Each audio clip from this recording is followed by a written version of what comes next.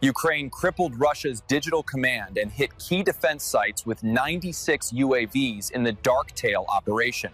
July 2025. The war is no longer confined to the front lines. The skies are filled with signals, the borders are woven with provocations, and every soldier who falls to the ground further exposes the Kremlin's desperation.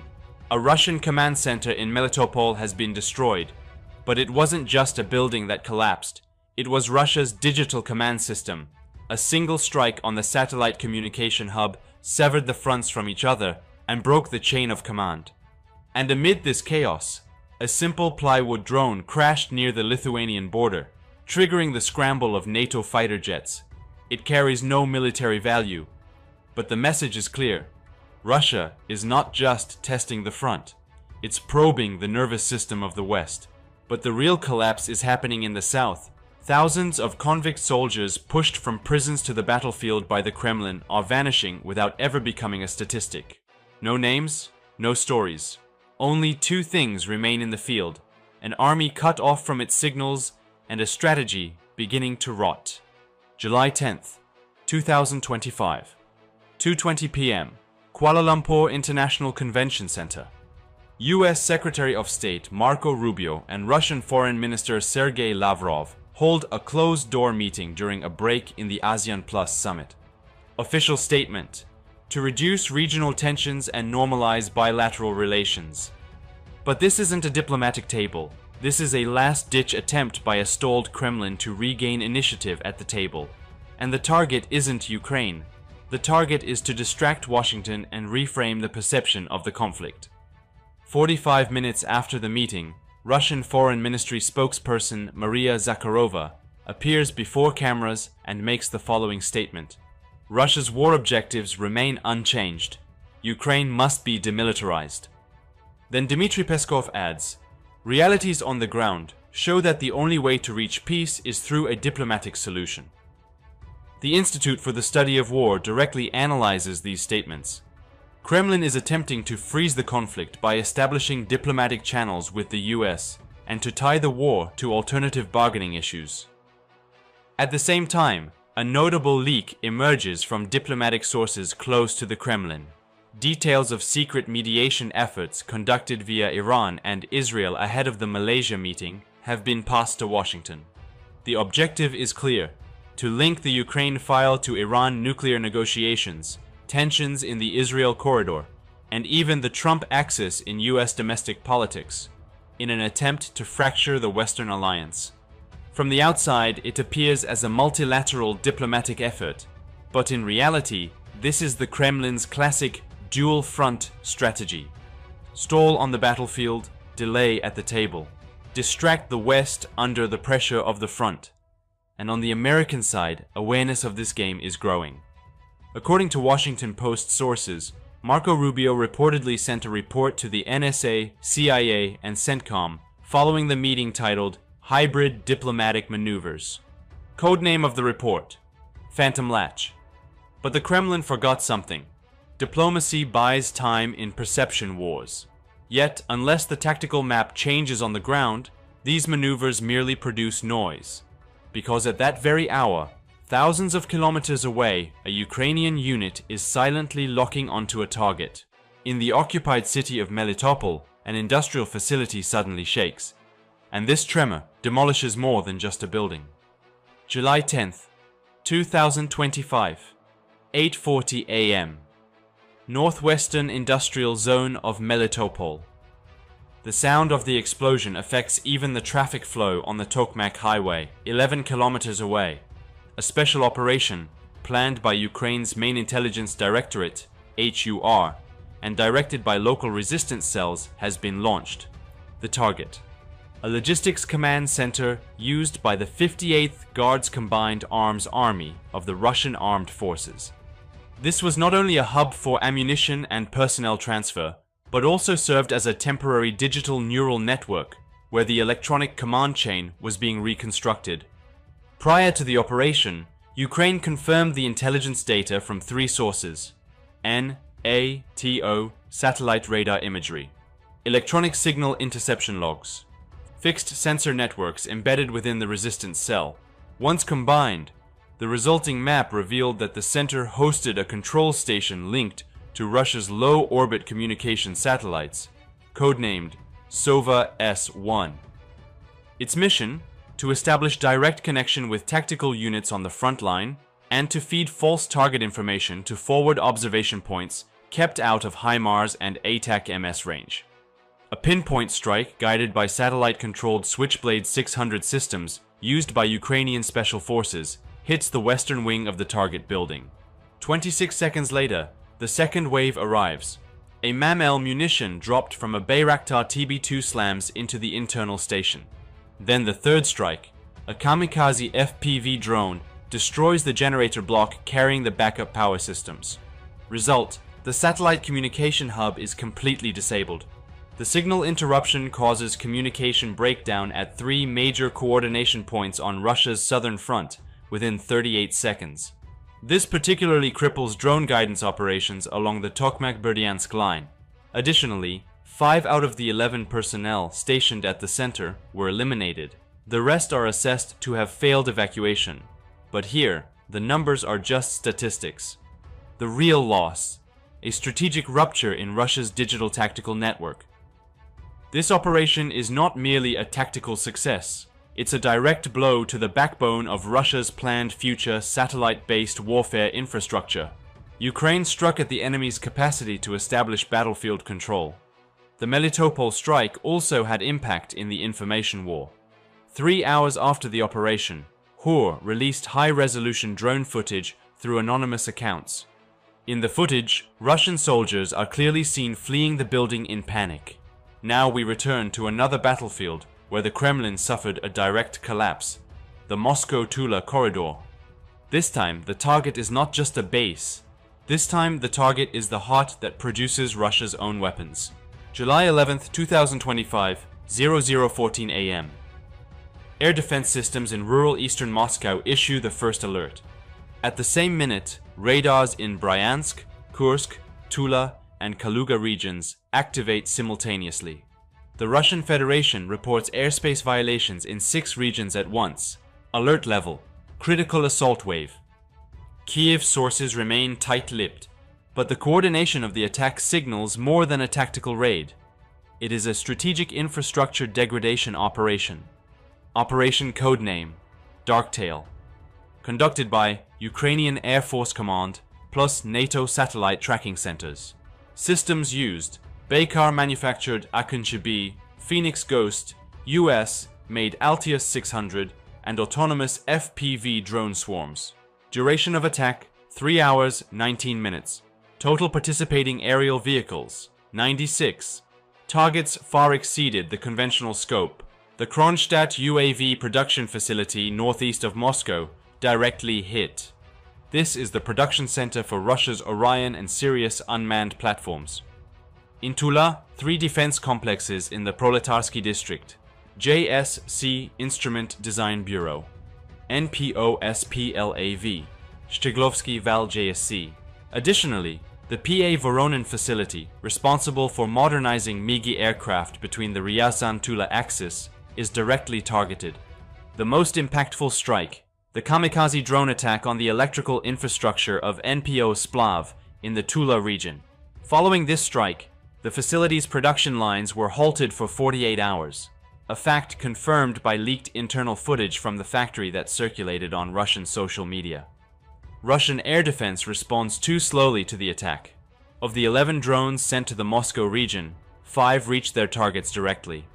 In a broadcast leaked due to an open microphone accident on Russia's Channel 1, it was confirmed that radar systems could not react quickly enough to low-altitude targets. Simultaneously, 53 drones were sent to Kursk. 31 of them were kamikaze. Of these, 17 targeted infrastructure points, while the rest were directed at railways and energy transmission lines to serve as diversions.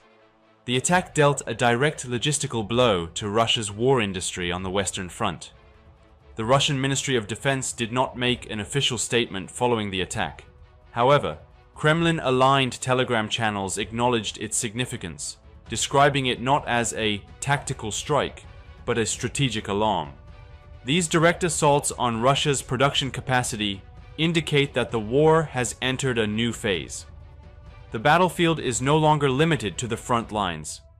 Now, production lines, R&D facilities, and modernization workshops are direct targets. And before this wave of attacks ends, at 6:40 a new alarm is raised, from Lithuania. This time the target is not a military facility, but the message is clear. NATO's borders are being tested. Just 980 meters from the Lithuania-Belarus border, a flying object crashes. Location: the rural outskirts of Druskininkai. Border surveillance radars record 14 seconds of flight data from the falling object. According to image analysis, the object flew at an average speed of 130 kilometers per hour and remained in Lithuanian airspace for 87 seconds. The first reaction: Lithuanian armed forces dispatch a fully equipped emergency response team to the scene. Within 12 minutes, 2 Eurofighter Typhoons operating under NATO Baltic air policing begin patrols in the airspace. At the same time, the Speaker of the Lithuanian Parliament and the Prime Minister are evacuated outside Vilnius via bunker protocol. According to observation reports, the initial suspicion: an Iranian-made Shahed 136 or a similar system. But the result is entirely different. The body of the object is made of plywood and foam, a low-tech handmade drone. It carries a GPS card, a Chinese-made Wi-Fi module, and a cheap action camera. Not sent for warfare, but to send a message. A spokesperson for the Lithuanian State Border Guard Service makes an official statement. This object does not pose a direct military threat. However, its timing and the border violation are serious provocations. Shortly afterward, Lithuania's Minister of Defense, in talks with NATO command, calls for the analysis of early warning signals under Article 4 of the NATO treaty. So was this an attack? Number. But what the Kremlin was testing was not just a borderline. It was NATO's reflexes. Lithuania's southern forest belt has seen 7 similar violations in the past 18 months. But what makes this incident different is the timing. As the large drone offensive on Moscow and Tula was still ongoing, a drone flying over Lithuania was no coincidence. This is a decision-loading operation. In other words, Russia is applying pressure on 3 fronts at once. Ukraine, struck with technology on the battlefield.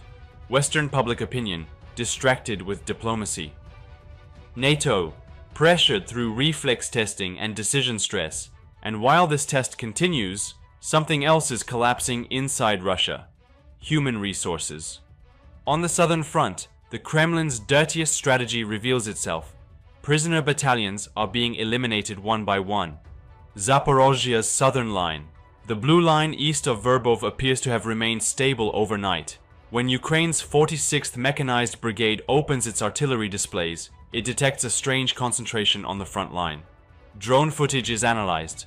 UAV operators confirm human clusters via thermal signatures. But this is not an advancing line. This is a mass of people waiting helplessly, each one lacking tactical training, unfamiliar with command structure, and with near-zero weapon discipline. These individuals were taken from prisons and sent directly to the front, the so-called inexhaustible manpower defined by the Kremlin. According to data from the Russian Ministry of Defense, between July 2024 and April 2025, a total of 14,560 prisoner soldiers were registered solely in the southern military district. The deal offered to these individuals was simple: have your sentence in exchange for 6 months of combat. But the reality was, their chance of survival was so low, it didn't even appear in the statistics. According to internal reports captured by Ukrainian Defense Intelligence, between January and April 2025, 4,212 individuals from these units were confirmed as irretrievable losses. That's 28% of the total force. And this figure only includes confirmed deaths, excluding the wounded, the psychologically broken, and the deserters. Many of these units are used during the most intense phases of combat in the following ways: as walking shields on the front line, as mine-clearing squads, as human wave assaults against enemy positions. This is the oldest and bloodiest method of modern warfare, trying to resist machines with flesh. But Ukraine is no longer like it was in 2022.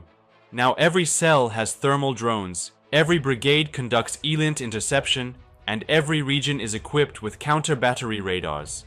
The armament status of prisoner units is also poor. Standard issue is the AK-74, mostly old production. Lacking protective equipment. Radio communication is limited. Logistic support is delayed. From the Ukrainian front's perspective, these units are not enemies. They are symbols of the Kremlin's humiliation of its own soldiers. And in the digital age of warfare, the survival time of such units in the field drops below 40 minutes. For example, in a 27-minute skirmish west of Verbov in July, 28 out of 34 convicts were eliminated. The remaining 6 failed to establish radio contact and were later reported as missing by their own units. Putin's administration never mentions these units in official statements. They are only referred to by numbers. 7th Separate Assault Division, Reinforcement Group, Category C, no names, no stories. But these people disappearing on the battlefield are the proof of the Kremlin's desperation and strategic bankruptcy. Because if a country starts sending prisoners to the front, it means it has run out not of ammunition, but of vision. And at the very same hours, thousands of kilometers beyond the front line, Ukraine is waging a new war on another front, technology and industrial partnership. And this time, it is not alone. Together with Europe, it is building a new sky-wide network. July 12th, 2025, Rome. An unexpected intensity unfolds at the Italian presidential palace. Unlike traditional diplomatic engagements, this time the delegations include not just foreign affairs representatives, but defense industry experts, supply chain managers, and private manufacturing firms. The Ukrainian delegation, led by Zelensky, does not merely bring a message of peace. This is the vision of a country that builds while fighting, a plan to fully integrate Europe as partners. And its name is URC 2025, Ukraine Recovery Conference. But the content goes far beyond reconstruction. It is also a vision to make air superiority permanent. New agreements signed with Italy and France focus on 4 critical pillars. Establishment of joint drone manufacturing plants on Ukrainian soil. Integration of the logistics chain not into Europe, but directly into the front lines. AI-based target identification systems designed for hybrid warfare. Battery production for Ukraine-specific electric aerial platforms. Zelensky's statement is clear. This is no longer a matter of aid. This is a test of how Europe will protect its own airspace. We are the laboratory. And the expanding map now looks like this. Norway made a joint production decision with Kyiv for the manufacture of armed unmanned surface vessels. Denmark joined the joint software development process for VTOL drones with vertical takeoff capability. Germany transferred part of the production rights of Iris-T SLM air defense systems to Ukraine. United Kingdom opened the Spectre project, a reconnaissance drone with ultra-low radar signature, to cooperation with Ukraine. Canada granted Ukraine unlimited access in satellite data integration. URC 2025 has effectively become a NATO military-industrial interface. A total of 38 countries were represented. 17 countries pledged to invest in production networks inside Ukraine. But the most striking data point is this. In the first half of 2025, the number of UAVs produced in Ukraine through civil-military joint production exceeded the total number produced in 2023 by 183%. In other words, while the war continues, Ukraine is not just resisting, it is growing. At the end of the conference, Zelensky said the following: "We will not build Europe here when the war ends, we will build it while the war is ongoing." And before he could finish that sentence, the Ukrainian Air Force headquarters goes on red alert. The movement that begins at 1800 hours on the evening of July 11th signals an air war that will last until the morning of July 12th. Russia launches its largest air assault of the summer, and this attack comes not only with missiles and drones, but with the Kremlin's last resort, chaos. July 11th, 2025. 1804. Air raid sirens are simultaneously activated across 11 regions in Ukraine: Lviv, Dnipro, Odessa, Poltava, Mykolaiv, Kharkiv, Kropivnitsky, Kyiv, Rivne, Sumy, and Vinnytsia.